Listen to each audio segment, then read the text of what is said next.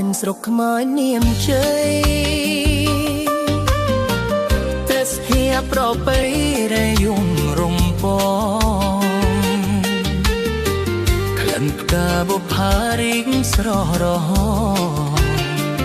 ទឹកដីភពបងឲ្យបងចងចាញ់រៀមមានវាសនាបានជួបផលយ៉ាងអូនដើរកំសាន្តនៅវត្តបាក់កម្មរូបស្រីសន្យាថាឲ្យរៀមចាំរសៀលម៉ោង5យើងអត់ធូបសនៅមុខផ្អែពុត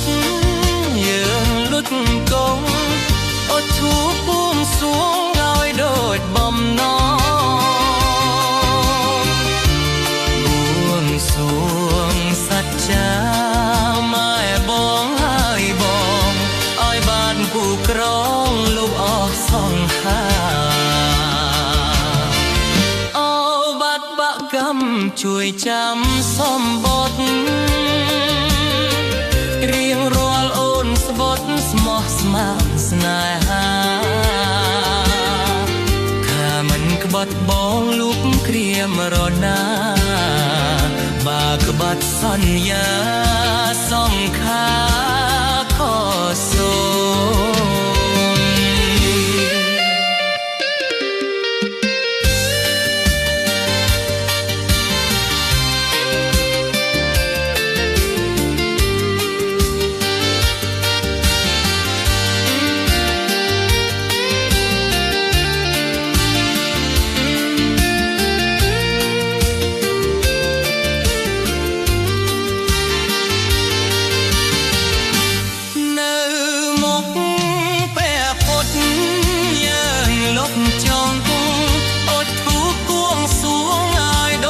បំណ